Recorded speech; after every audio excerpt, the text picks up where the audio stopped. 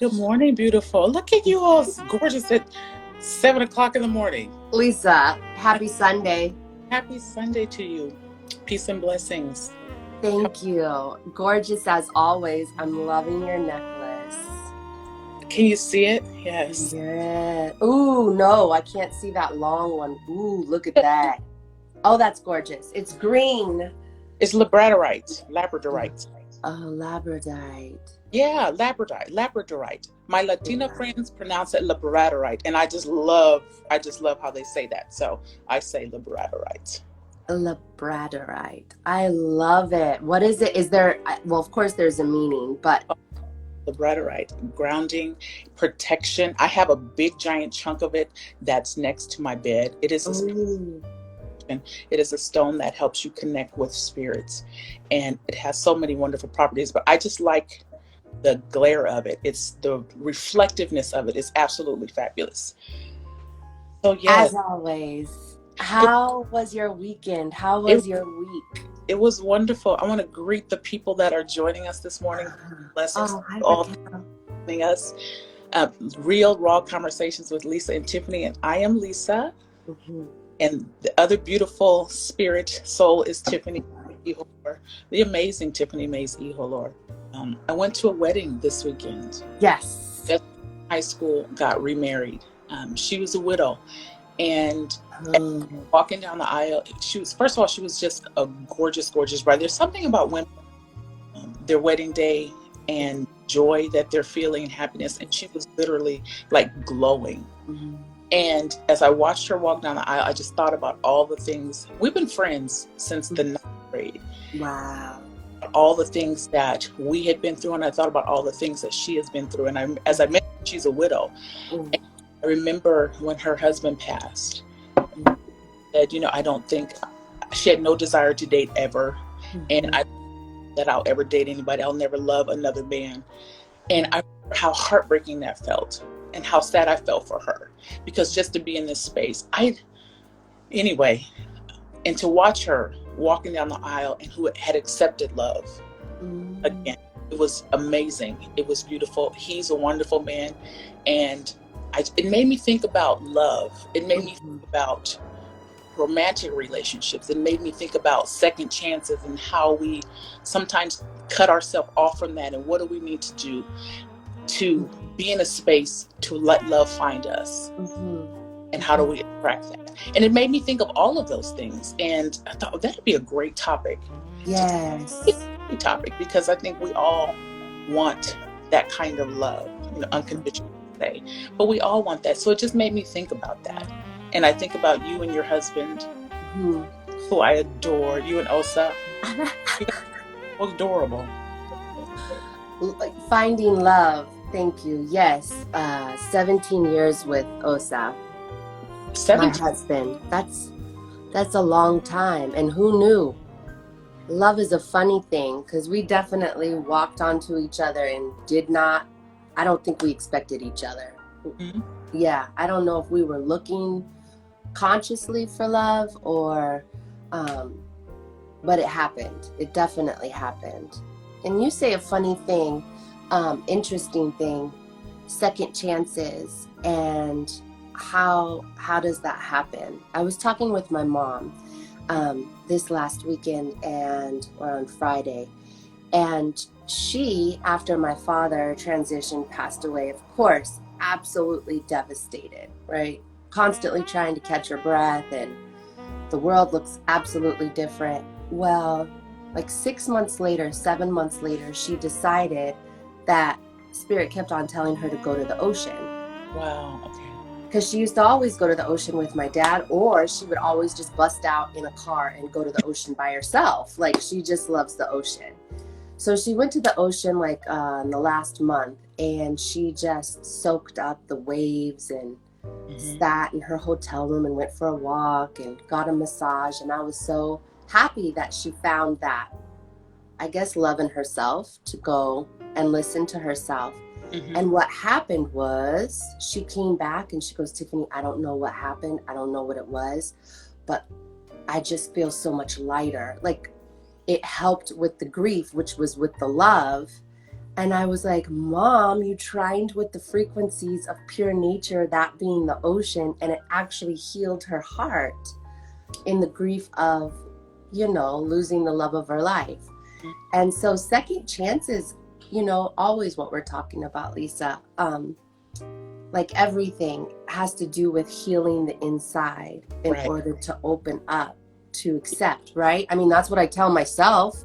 If I make a mistake or if I lose a situation that I was working really hard for and I start to criticize, judge, and shut down, it totally takes away opportunity for new opportunity or new growth or new vision.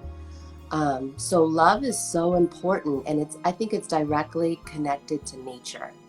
I like that you said that. I'm going to ask you to explain deeper, but I agree with you. I remember after going through my divorce, I don't remember saying that I'm never going to date again. I certainly wasn't in a space to date. There was so much that I knew I needed to work on and that I needed to heal.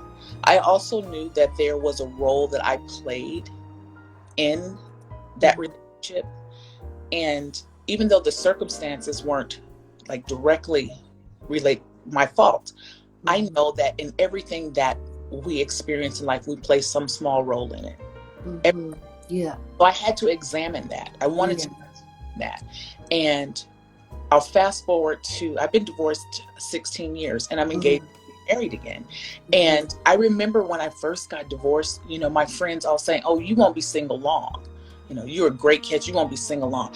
16 years.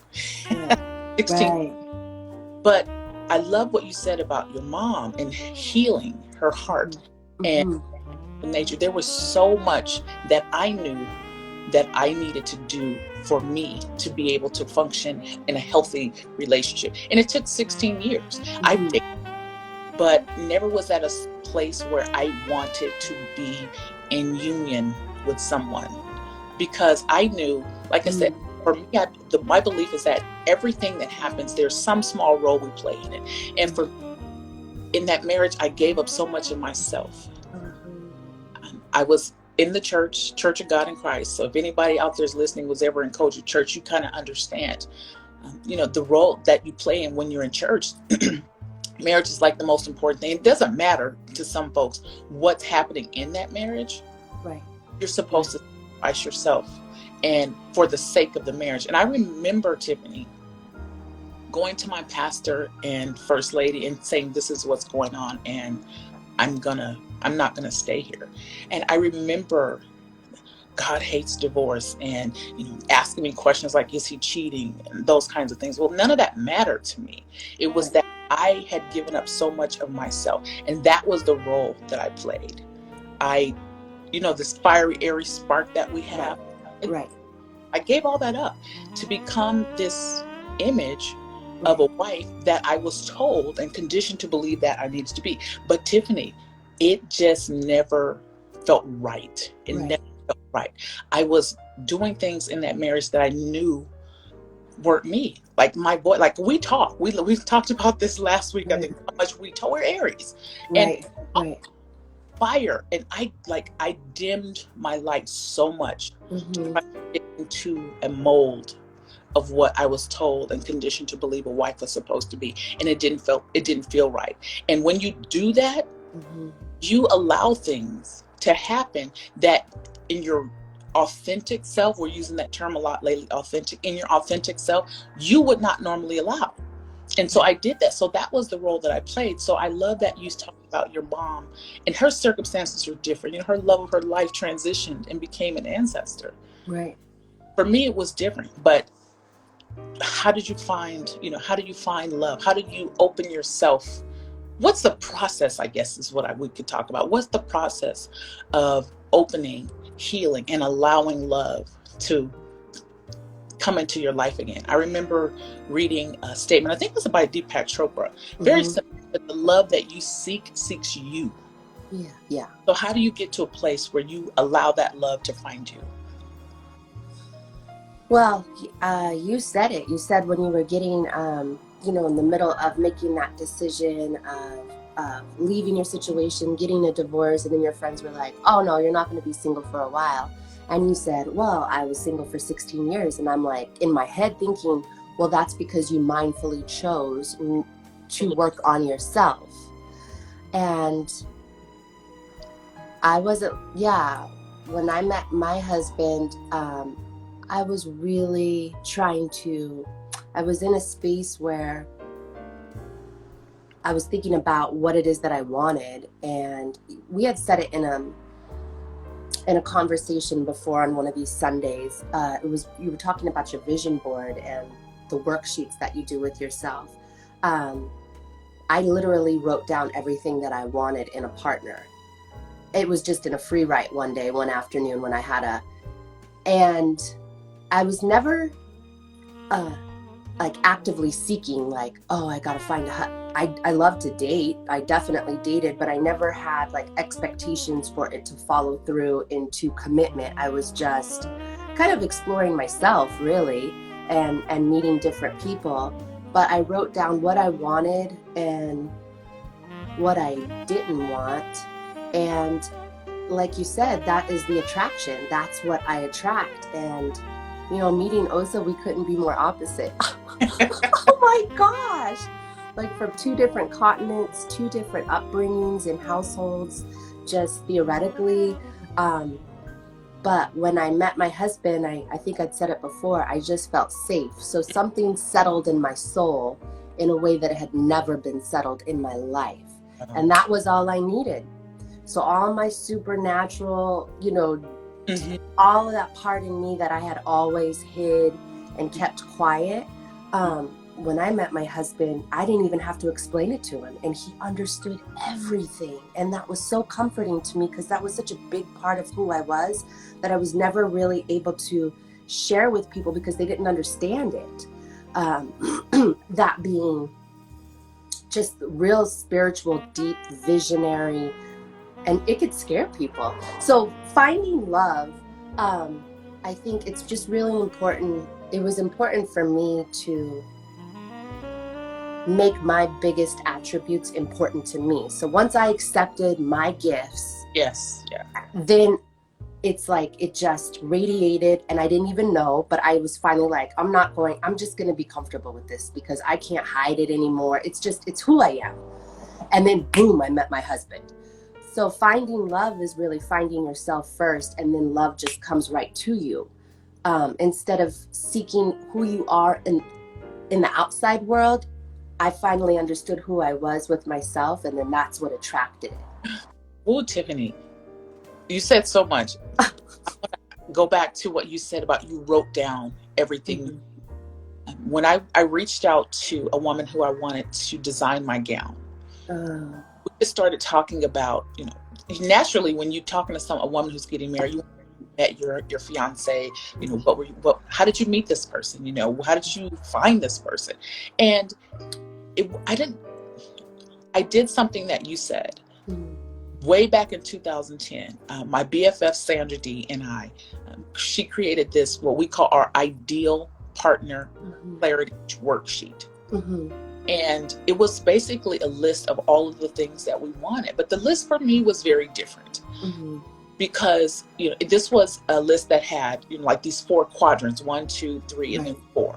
And there was one, there was a quadrant that had things that I absolutely have to have in a relationship, and there were things that I really wanted, didn't have to have, but it was a strong desire. And then in one of the bottom quadrants, it was things that would be nice to have, just things that. And then on the 4th quadrant, I actually wrote out what I wanted my ideal relationship to look like. I wrote down what I wanted to feel in that relationship, how it would look to family, community, just everything that I wanted that relationship to be. I wrote that out, and I carried that thing with me. And it over the years. And for me, it was things like he had to know who he was. Talk a lot about knowing who you are. So on my list, I had things like had to know who he was. He had to have some level of spirituality. He had to be confident in himself. He had to be secure in himself. He had to be secure with himself.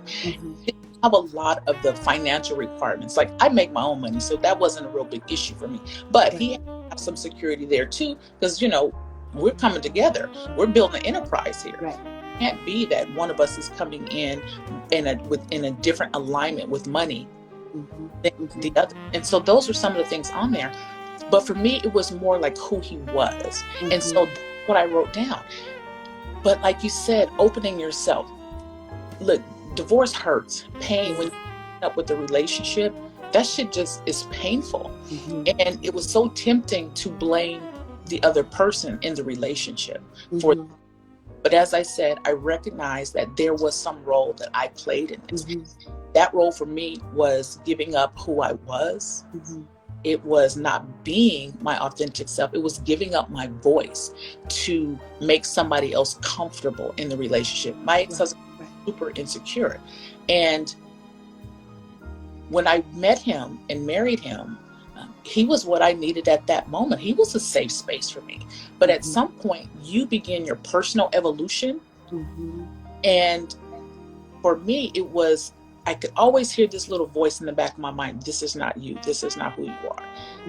And I just played small. And that was the role for me. And so evolving out of that, naturally, the relationship just fell away because we were no longer in alignment. And that was not something that what I was trying to do in the world. I remember him saying to me one time, "You're out here trying to change the world. I'm content to just get up and go to work every day."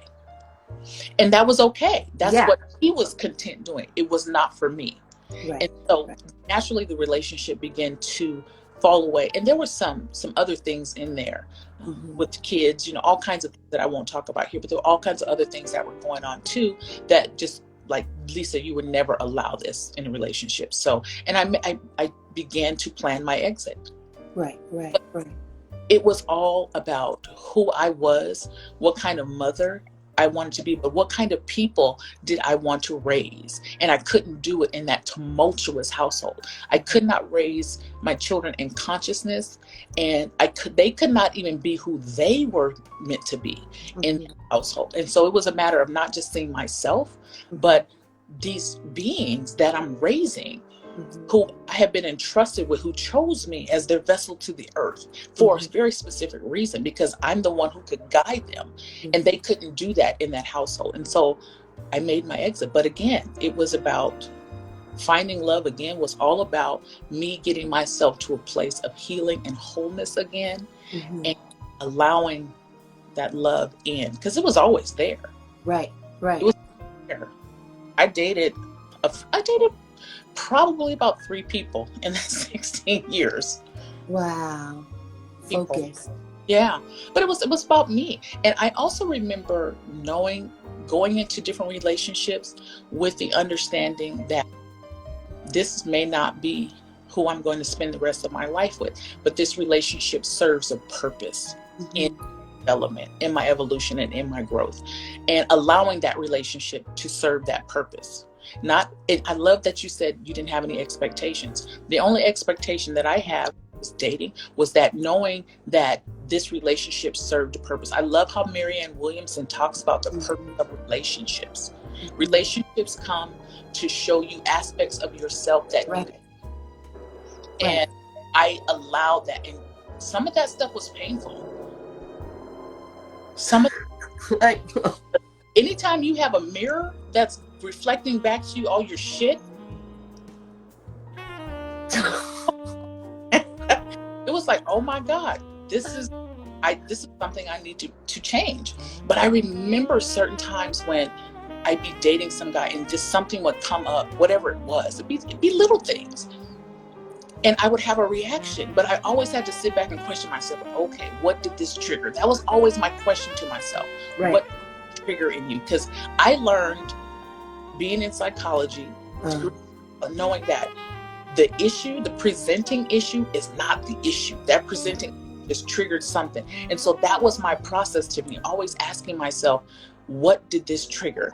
And my process is when something comes up and I'm triggered and I'm having a certain kind of response, I withdraw and I go sit with myself and say, okay, is this you or is this? And most of the time it was me. was me, girl. And having to face that. And I think for women who, because I have had quite a few women ask me now, because I got engaged in December, like, what did you do? What you said, I just found myself. And it seems so simple to say that, but it wasn't a simple process at all. But it was. And what made it simple is accepting what the mirror was reflecting back to me, and knowing that this is something that needs your attention. And that 16 years, all 16 of those years, that's what I was doing, working on me. Yeah, I'm thinking when we're talking about this, I guess I could think if I'm talking to my children in the future, right? Or if we're talking to our girlfriends, or we're having this conversation on IG Live, and it's like, all right, well, what are you talking about? You got to know yourself. And I'm like, wow, there's so many different perspectives on that. I just stopped criticizing myself for how I felt about certain things. I stopped hiding my true feelings and reactions, not just to the stimulus in my private world, but also with my friends and with my family, and with my boss. At that point, yeah, I was working with Mr. Belafonte, so I was always like really like, oh, because I felt like I just didn't know everything. Well, I didn't know everything. There was no reason why I should know everything, but I had to evolve into the security of, well, it's okay, I don't know everything. Yeah. But I can always, ask for help, or I could just admit that I don't know, but I want to learn, or. And then I heard you talking, and everything you were saying about finding and opening up for love. For me, guess what? It happened all over again when I got married and I started cohabitating. After all these years, the mirror reflection then starts happening in your partner, like in my partner. So, it's not all roses. We wake up and sometimes I'm having a bad day or he's having a bad day, and learning how to not take that personally and allow them the space to go through that emotion because it's legit. They're feeling it. And who am I to stop it or tell them that's disturbing me? Like, that's making me feel uncomfortable. Like, relationships, I mean, they're gold.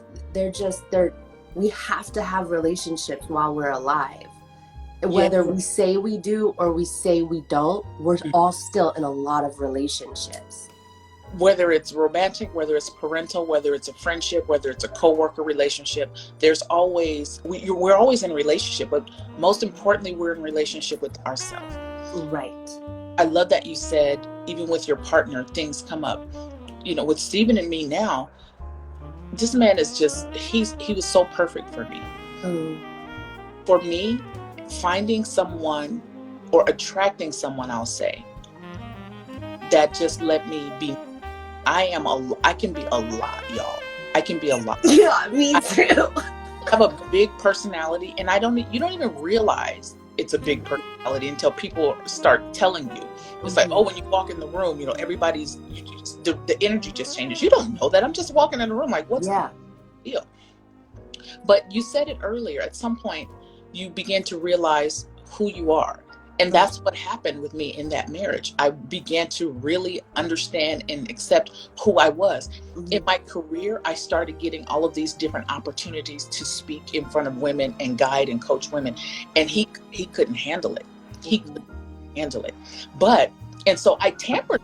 Remember last week we were talking about tampering down your spirit? Right. I did that for the sake of just staying in that marriage. But spirit, when you understand who you are and you begin to accept that and you begin to walk in your gifts and exercise those gifts, spirit is not going to let you stay in a place where you don't get to do that. Right.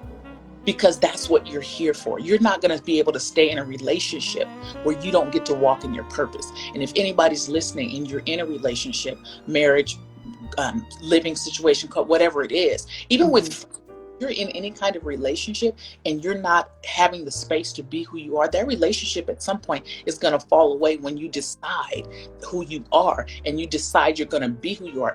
People are naturally going to fall away from you. It happened in marriage. But understanding that this is who I am. And so I knew that I could only be who I was. Like, I know what I'm here to do. And I knew, also remembering my partner clarity worksheet, that was things that I wrote down, what I wanted this relationship to look like. We had to be able to be who we both were in that relationship.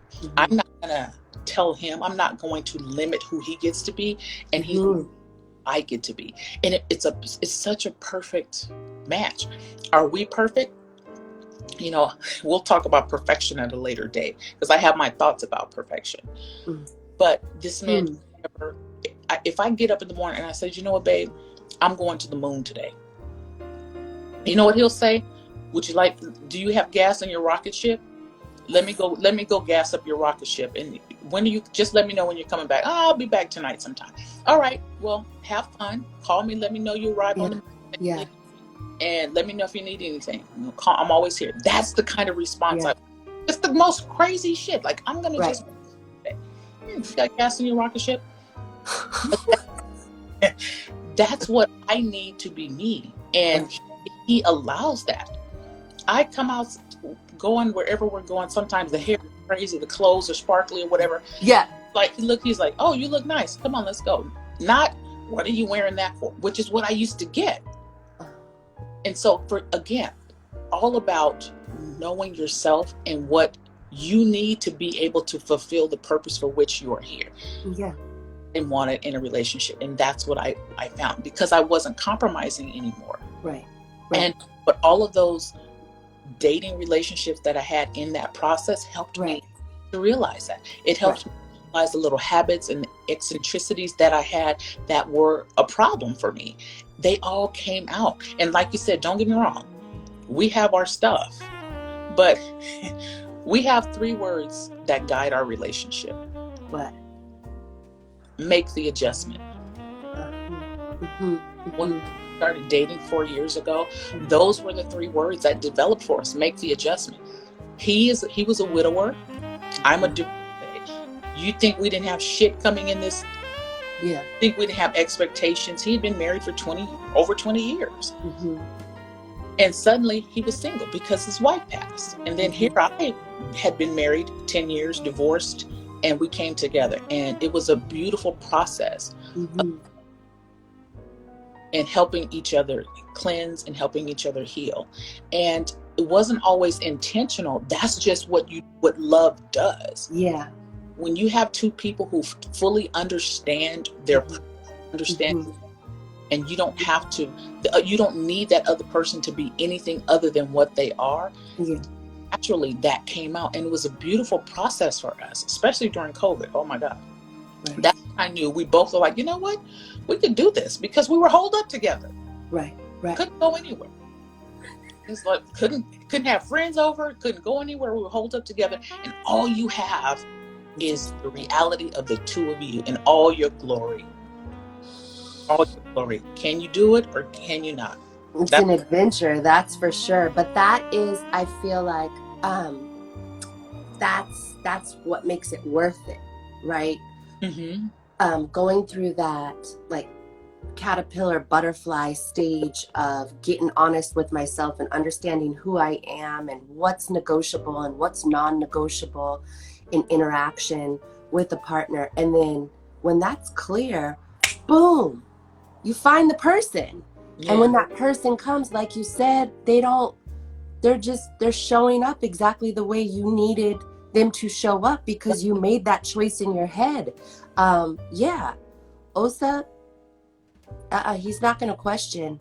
He's going to suggest, but he's going to suggest very quietly, and he's just going to let me go ahead and do what I need to do. I remember we all went to night, and I was next to Osa, and first of all, the way he looks at you when he's talking about you, and you just see this smile on his face, like he fully accepts who his wife is. Which is a lot. That's so nice, though. It's a gift. He fully accepts who his wife is, and you were down there just doing your thing, ordering his food, ordering your food. But he fully accepts that, and just the way he lifts you up in his conversation. the way he talks about you, the way he looks at you. And you like know this man is so secure in himself that you could be down there just giving orders and doing all that stuff that you do. And Osa's like, yeah, look at her. That's my stuff right there. You know, because you are walking in your authentic self. And he saw that and he wanted that too. Remember, I said the love that you seeks you. It's you. Not the fact that it's love, but the kind of love that we need to be able to be who we are. That's the love that seeks us, because that's the love that's liberating. That's the love that allows for freedom. Above anything else in a relationship, I knew I needed to be free. Yeah. That previous relationship, he's like, what the fuck are you talking about? What does that mean, free? What, you want to date other people? That's an insecure mind. No, I don't want to be free to date other people. We're married, fool. But what I'm saying about freedom is I need to be free to be who I know I am here to be. Right. And when I said that to my fiance, to Steven, oh, I need my freedom too, is what he said. And I was kind of like, what? Right. Wasn't it just like a relief of spirit? Like spirit just came and I was like, oh, thank you, God. I didn't even know it was possible. Exactly. It was just a release. And it's something so liberating about having a partner who is so secure with who they are, who knows who they are. And they can let you just go off and dilly-dally in the daisies or whatever it is that you do and never feel anything different. They don't need you to be around all day. They don't need you to be up under them. They don't need to be calling you all day about where are you and who are you. They don't need to do that. Right. Because they have a level of security. And that was something that I said I had to have in my relationship. This person that I'm in relationship with has to be so secure with themselves that they're worried about what I'm doing, that there's trust there. I was just thinking trust. Yes. There's trust there because they know who they are and they know what kind of person they wanted to attract in their life. And you are that person. Right. And so when you have that, you don't have to worry about it. So I would just want to share with whoever's watching. And you know, Tiffany, we always talk about the women who are watching. One of my male friends last week was like, yeah, men are watching too. I two of them like, yeah, men are watching too. But what do we say to folks who want to be happy, who want to have that kind of love, liberating love that allows you to be who you are, and love that allows you to just live your purpose and still get to be in love? I think intention and motive is really the vulnerable point. I'll just talk for myself that I had to get to. So it wasn't what society made me think I needed in a relationship, or my family or my friends thought I needed in a relationship. I really had to check in with my motive. What is my motive? Like, what do I want? What is the mission? What is my definition of love? And am I okay with my definition of love if it doesn't look like so-and-so's definition of love? So once I locked into that, you know, it's a vulnerable place, because if I'm going to be that and be pure in my motive of how I see the world and how I like to treat people and how I like to be treated, I definitely had to be alone a lot, because even my girlfriends were just like, what are you doing? Like, where are you going? Why did you react that way when that person? And there's a lot of questions as to why I'm doing what I'm doing, but I have to be okay with that. This is what you're talking about, knowing who you are. And I'm not saying I thought I knew who I was. I just wanted to feel good when I went home and went to sleep about the choices that I made, because they made sense to me.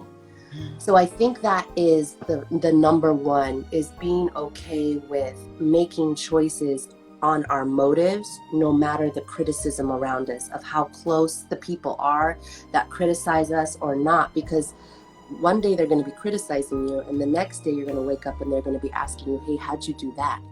And I'm like, remember when you were asking me and like making fun of me because that's the way I reacted? Well, that's because that's what I chose to do, and I didn't care if anyone liked it. So going on that narrow road as opposed to the wide road is really important. And sometimes it's a long jaunt off of your journey. going far. Are you kidding me? When I brought my husband home to my family to meet, and they were like, what is going on, Tiffany? And I'm like, I don't know, but I love him and he makes me feel good. And they were like, oh my gosh, everything we did, from how we raised our children to how we functioned in our household to how we did our finances to the choices that we made, I was constantly frustrating people in my family because they were like, what are you doing? That is wrong. This is not who you are. And I'm like, actually, you don't know who I am, because I have been pretending in a role in our life to satisfy you, but this is actually who I am. And I promise you this, if it's not what I wanted, I wouldn't be doing it. So getting that independence and that clarity of our vision, I think, is so important on the road and the journey of love. And then it doesn't stop when we have our partner. So what is, in order to open and allow that love that seeks you to find you, for lack of a better word, one, you have to have clarity on who you are and what you need, and be comfortable with the choices that you're making.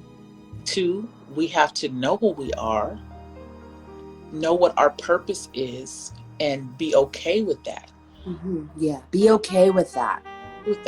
And then the third thing for me was looking at those mirror images that were reflecting back to me in relationships, looking at those things and knowing what needed attention, because those red flags, and I call them red flags, but they're not always like red flags. They're just things that come up that may trigger you, that trigger some memory that you had in a previous relationship. It may trigger some memory from childhood, whatever it was, triggers that, and not running away from it, but giving it the attention that it needs to heal that. This is a very vulnerable thing that I'm going to say.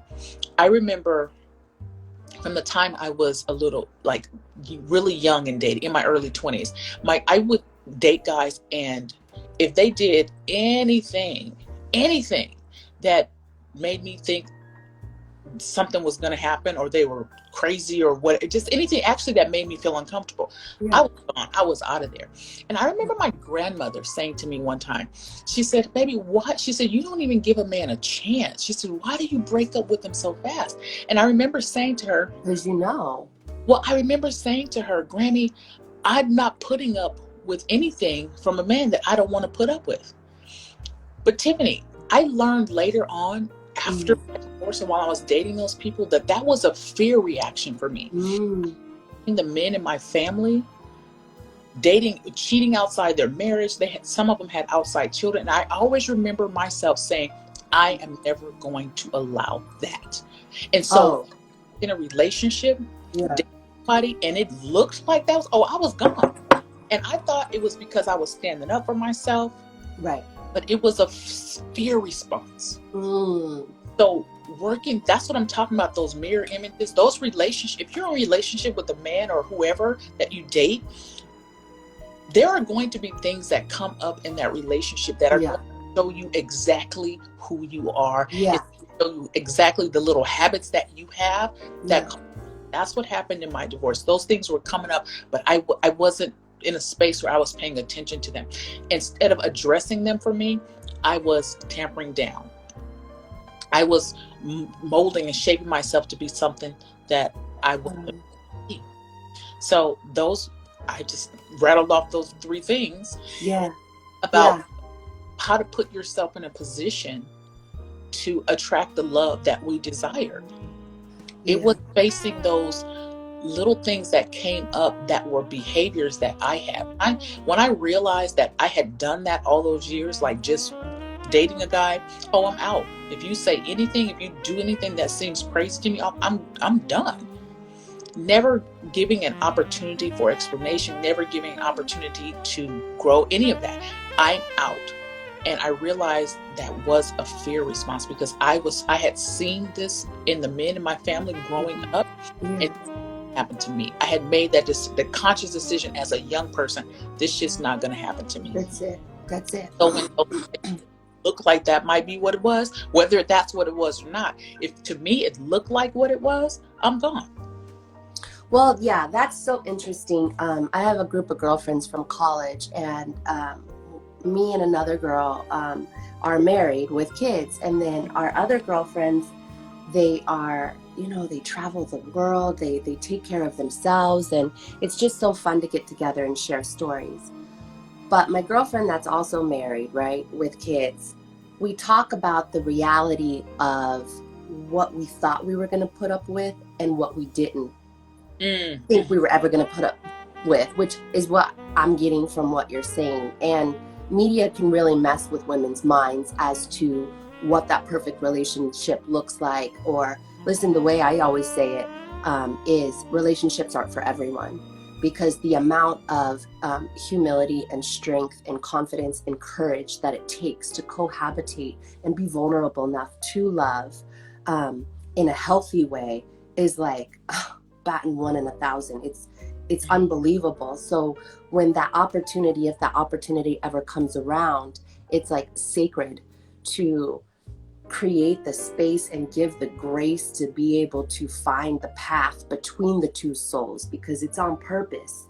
And we have to be, I'm always reminding myself how delicate, because I am so intense and I am so direct and quick, and I'm dealing with another soul, and opposites attract. So my husband is very in tune with emotion, where I love emotion, but I will plow right through your emotion. That's what I always have to deal with. And so when opposites attract, that's when the relationship starts to get really interesting, and you start seeing, I start seeing my opposite. I start seeing what I need to work on. And that's why I think it's so important for people that are in relationships to acknowledge that the trust and like the sacredness of sharing space and life. And then especially if you're bringing children up, it's very, for me, I have to be so soft and tender with it and appreciative and acknowledge it and nurture it. And I can't do all that on my own. So I read and I reach out to wise people. And it's like waitressing. I would have couples come in and they're like, oh, we're, anniversary, 47 years. And I said, oh my gosh, I'd always ask these couples that come in that have been married forever. And I'm like, one word before you leave, you have to share with me, what is the secret? How have you guys been together for all these years and you're still smiling and you're celebrating the union? And the number one response is always humor. Like, you gotta remember humor, because shit gets real intense. Like, that shit's not funny, but we're gonna have to find something funny about it. Yeah, I'm glad you said that. That crossed my mind earlier, and then we were talking and it just left. But Stephen thinks, he always says, I'm hilarious. He thinks he's the hilarious man in the world. I'm like, babe, that wasn't that funny. Like, you didn't find it, but I found it funny. But what I found is, you're so right, that even when I'm just sitting over in the corner, just looking at him, seething, I'll think of something funny that he said, and it lightens everything. And suddenly I'm laughing, and he's like, what are you laughing? What are you laughing? I'm like, something dumb you said or something. But it's the levity that it adds to and I think you're so right. We have to be in that space where we can do that.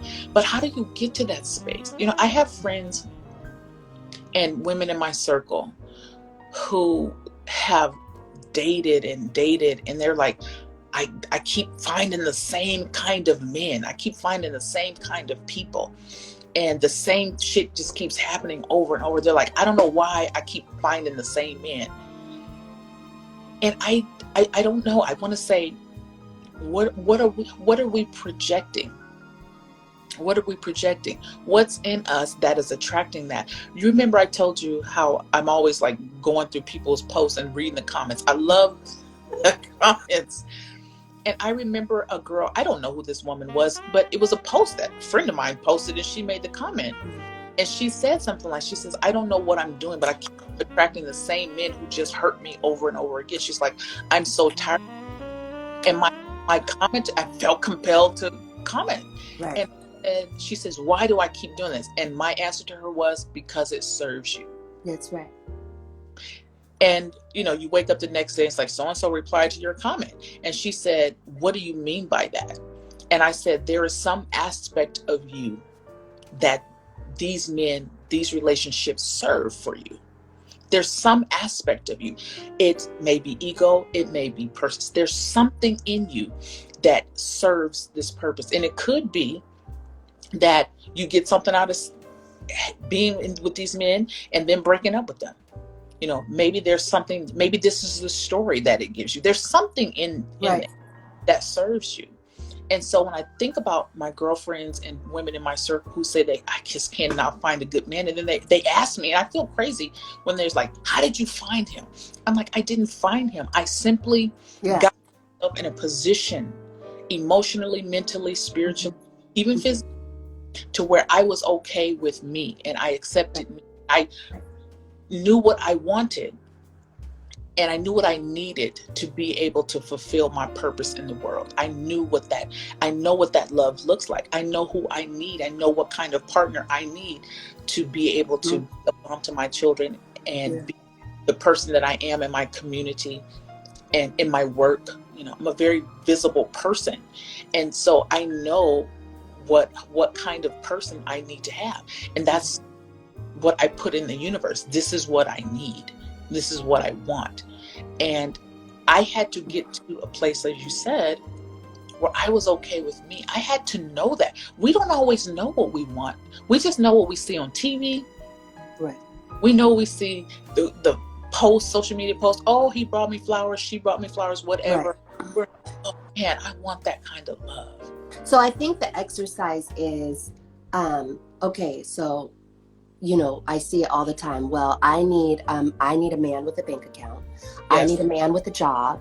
And it's like, okay, that's fair. Absolutely. 100%. But just take it a few steps further into that. What does a man with a bank account mean as a character? Mm-hmm. And then you start, that would be my best, plan. Like if I was doing, you know, a healing session with someone, I would take it out of the physical and throw it into the spiritual, because for every physical attribute there is an internal spiritual connection, and that's what you wake up in the morning. I want someone who has transparency. That's trust. I want to attract. So when we're putting out what we want to attract, not on the physical but on the spiritual, we're actually asking ourselves to show up that way, because that's how it works, right? That's the way the inner mind works. So that's what really attracts it the quickest, in my opinion, because it's the most clear. So get out of the physical, start with the physical, because that's fun. Right. I want someone who wants to travel. I want someone who likes to wear a suit, or I like someone who doesn't like to wear a suit, whatever it is. But then you go deeper into the character and say, what does that mean? I like someone who shows up on time. I like someone who likes to take their time. When you wake up and you are saying it, and I'm repeating myself, you're actually asking yourself to do that. Yes. Like as a healer, it's always when you heal others, you're healing yourself. This mirror manifestation thing isn't just words. The shit is super real. It's like, it's physics. And I think it's really fun. I think it's really, really fun. That's why I think it's important to match yourself up with someone who can help you through the process of understanding the breakdown of it, which is why energy healing is so important. Just like I would go to a CPA if I needed to do my taxes. I wouldn't try and figure it out on my own when I'm doing new things. So it's like, it's okay to reach out to someone who this shit just makes sense to. Create your roadmap. We only got a few more minutes, but we have to go back to what you just said. Like, I'm just stuck right there. When you said, when we're looking for certain characteristics in another person, we're actually asking ourselves to show up to that. You got to break that down, because I think a lot of women, and myself included, in previous relationships and dating, how were we showing up, and what were the characteristics that we had? You know, you're saying that we're saying we want a spouse or a partner that has certain attributes, wears a suit or doesn't wear a suit, or has a bank account or whatever. And you said you're actually asking yourself to show up that way. Yeah. Do we Yeah. even realize that? I think we get stuck, and it's understandable why we get stuck because of media. And when I say media, I mean everything. And I love media, you know, music, movies, Right. narratives. But it's easy to get stuck on the physical. Mm-hmm. So if you just stop on what the physical material looks like, then you haven't even busted the ground yet. You haven't even gone through the door yet. You've just knocked. You've just looked at the door. It's like house shopping. Like, oh, that's a nice house. But when you go in and you look at the plumbing, so when we're talking about characters and manifesting and bringing relationships or jobs or whatever it is, go past the title and start thinking about what is the core character of what that looks like. What does that entail? And you know, because you can look at it in yourself. Yes. And then that's where that beautiful cycle, like. Do you think with love, and I'm speaking particularly of romantic love, or maybe even friendships in some case, Mm-hmm. I think we attempt to manifest from fear. And here's what I mean by that. We have seen so many relationships, marriages, go awry. Mm-hmm. And like you said, social media, reality TV, this is what we see. The image of relationships and reality TV is, I think, absolutely horrible. On purpose. We're clear about, I would never put up with, I don't want that. I would never put up with that. I don't want that. And I think we developed these fears around, I know I did. We developed these fears around certain behaviors or certain things happening in a relationship. And we say, I don't want that. And so as a result of that, we decide what we want, but it's based on those fears that we have. I've seen women say, a man needs to bring me flowers. He needs to always bring me flowers. Well, why? Is that how he has to show you his love? Because he brings you flowers all the time? What is it that he can do to show you his love? I think it's important that we allow people to love us the way they know how to love us. Yes. I think it's important. And a lot of the times, as I said, we decide what we want and what a person has to have and what they have to do because it's coming from a place of fear and many times not having enough. He's got to have a whole lot of money. Why? Because maybe that person grew up in a scarcity household. Right. So now I'm afraid of not having enough. I got to have a man with a whole lot of money. And I'm not saying a whole lot of money is a problem. I'm just saying, what is the root of that? And as we're talking about attracting love, healthy love, we have to get to the root of why we want the things in relationship that we want. Right. And that starts with us. Right. That's knowing who you are. This is what we're asking ourselves to be. This is what our desire is, and it's what maybe it's our soul and our spirit wanting to break out. I don't know. That just came to me. Maybe it's our spirit and our soul knowing who we are and wanting to break out. And that desire is actually what our spirit is saying. This is who you are. And isn't that why we're on the planet? Is to learn from one another. So that makes total sense. Our soul breaking out to evolve. Mm-hmm. There's always a match for that in another person. Yeah. Otherwise, what is love? Loving ourselves to match with someone who's on the same frequency. I like it, Leisa. Who knew? Who knew? We just solved all the world's problems, y'all. We just solved everybody's love problems. In 55 minutes. 55 minutes. But no, I think that is so important. And everything starts with us. Every conversation that we've had on our lives has always come back to us. Mm-hmm. Who you are. And who are you showing up as in the world? I love when you talk about that. Like, how are you showing up in the world? And who are you? And the thing is, what I want to say to anybody watching before we leave is give yourself love and space to evolve and to grow. We don't come here with the blueprint. And even if we do come with the blueprint, going through life, there's all these outside images saying you should be this, you should look like this, you should have this kind of whatever, you should have this kind of job, you should have this kind of partner, you should have there's all these things telling us what we should have. And maybe, like you said, that's not what our spirit desires. Right. But we're constantly molding and shaping ourselves to be what other people say we should be. And at some point, We have to decide, I'm just going to be who I am. And you said it earlier, you have to be okay with that. You have to be okay with who you are. It may not look like everybody else. It may not look like the world tells you it should look like. But it usually doesn't for me. Like, it usually doesn't. Me too. Me too.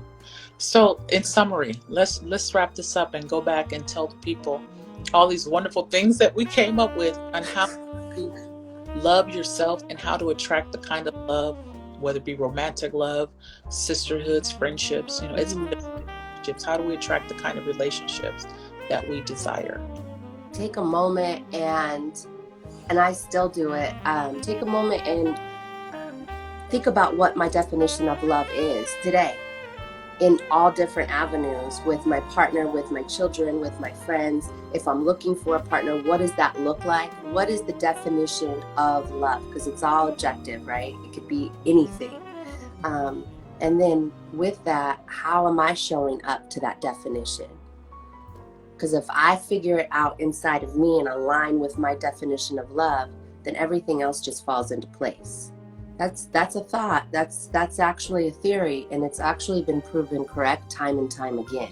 So if we get in alignment with what our definition of love is, and we don't judge or criticize that, we will attract that. But we have to commit to it. I love that you said we don't judge or criticize that. And I think that's where I was going when I talked about just a few minutes ago about being okay with who we are and grow and evolve, because we tend to be so critical of ourselves. Like, God, I can't believe I did that, or I ended up with this stupid person again. It's a process. It's a learning. And that's what it is when you give yourself that kind of space to make those decisions and make different decisions and see what happens, but don't judge yourself because of the outcome. Yeah. Growing, we're constantly learning, we're constantly evolving. And so give yourself space. So here's what I would say. First thing is always understand and know who you are. Know what makes you tick, know what your purpose is, and give yourself space to find that out. Yeah. Know who you are. Know what you want in a relationship. Don't be afraid to make that list of all the things you want, but try to come from a place of spirit, not a place of external forces telling you what you should have. Find that person or write down what makes you feel good. Yeah. What kind of characteristics does a partner need to have for you to feel safe? I love that you said that. That you feel safe with them. And open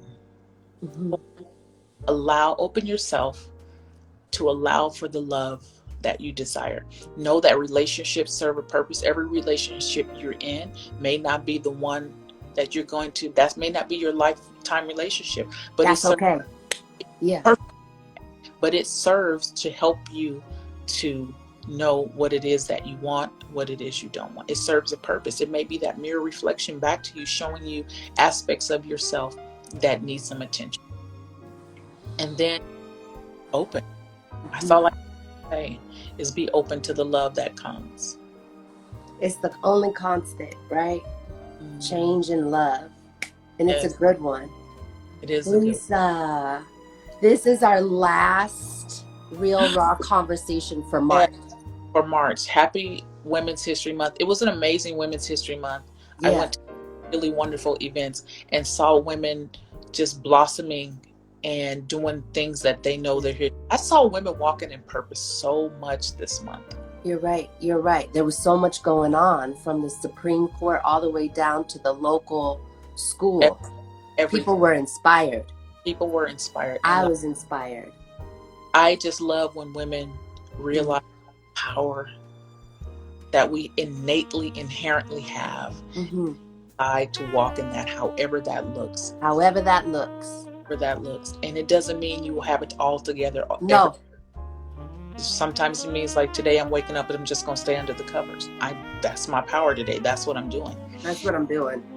Powerful month. And I hope that we will continue walking in that. Make it a Women's History Day for yourself every day. Every day. And we are creating history. in some way, some form, we are creating history. Somebody's going to be talking about it in 20 years and 30 years. Yeah. Years and we're long gone. There's going to be somebody that says, I remember my grandmother told me about Miss Tiffany. Miss Leisa. Peace to you, sister. Thank you all for joining us. It was another awesome conversation. We will see y'all on Sunday, 7 o'clock. May you have a blessed, peaceful, and wonderful week. May you know who you are, and may you feel the love that seeks you. Thank you for your words, Lisa. Thank you for everything that you do when you show up. And thank you for showing up on IG, friends. Thank you. Next week. Fabulous day.